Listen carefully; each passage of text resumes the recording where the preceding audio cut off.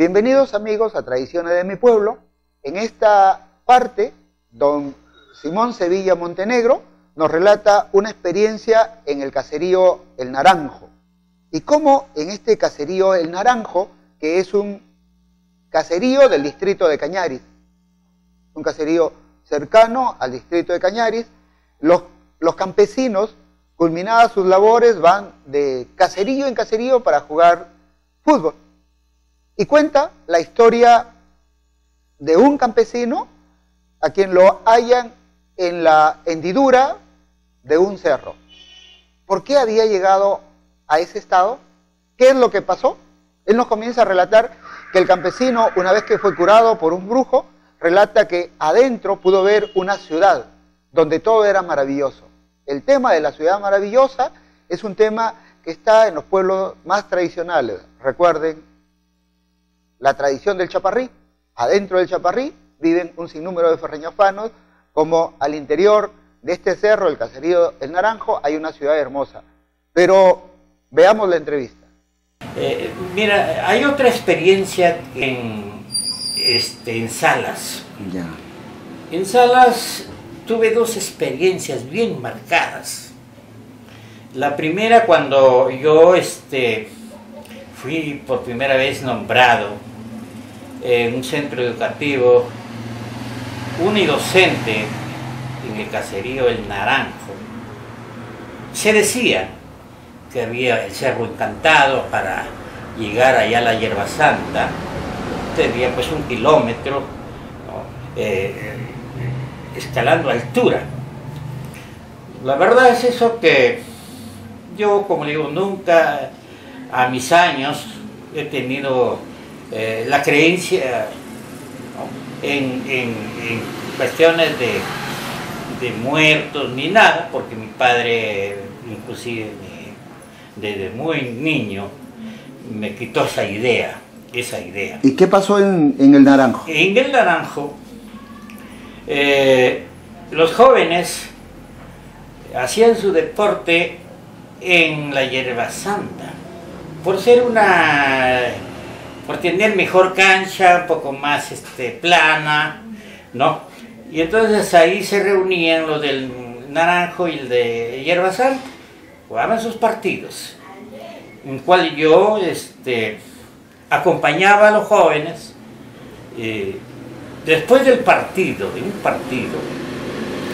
un amigo que en realidad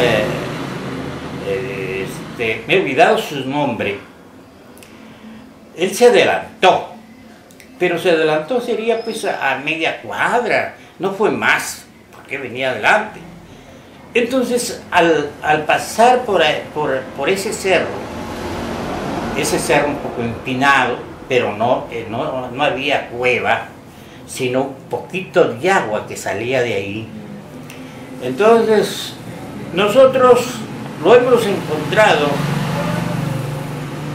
del cúbito ventral ahí, con la nariz automáticamente en la grieta de la ¿cómo se llama?, de la roca.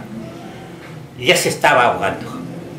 Entonces, después que lo llevaron ya una sesión de brujos, uno daban el agua cananga, les pasaba, por ejemplo, también lo levantaban, le hacían chupas con maíz blanco, maíz molido, ¿no? Y lo reanimaron al muchacho. Cuando yo le pregunto al segundo día, le dije, ¿qué te pasó hoy? Porque él llegaba más de los días a mi centro educativo, como yo tenía mi Petromax, tenía mi música, mis libros, y ahí conversamos, jugábamos casinito para pasar la noche. Y entonces ahí fue cuando yo, bueno y sano, le pregunté, oye, ¿qué pasó? ¿Te dio un preinfarto? Y es ahí cuando te ahogaste. Me dijo, profesor, no. Al pasar por ahí, por ese caminito, a la mano izquierda de bajada, entonces él vio algo encantado, una ciudad donde la gente transitaba, una iluminación grande. Entonces él quiso entrar ahí para ver qué cosa más había dentro, porque en realidad le llamó la atención.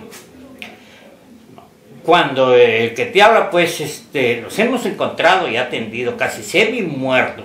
Entonces, vuelvo y de nuevo, los brujos fueron los que automáticamente lo curaron. Y él decía que adentro había una ciudad, que él había visto. Encantada, una ciudad encantada. Yo por primera vez, ¿no?, creí lo que él había dicho. Porque yo había leído cosas, por ejemplo, del Cerro de Chaparrí, que encantado, y muchas leyendas, pero yo lo tomaba como algo de leyendas, ¿no? Pero esto fue una verdad que salió a la luz. Pero yo cuando pasaba por ahí, ¿no?, yo sentía un poquito de nerviosismo, pero yo decía, pero ¿por qué no veo nada acá? Pero que resulta de que había como mi sexto sentido que me decía, pasa rápido, no mires, etcétera, etcétera. Y eso fue antes que sucediera el caso. Ya después ya dejé de ir.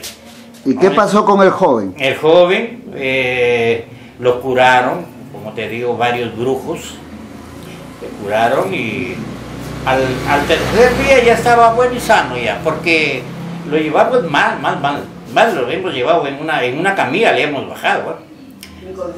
Inconsciente casi.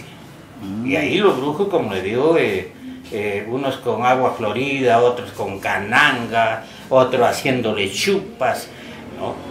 Y una serie de ceremonias que lo levantaron. Eso sucedió como a las 6 de la tarde, 6:30, ya a las 10 de la noche ya estaba en pie ya el joven, ya, para contarlo.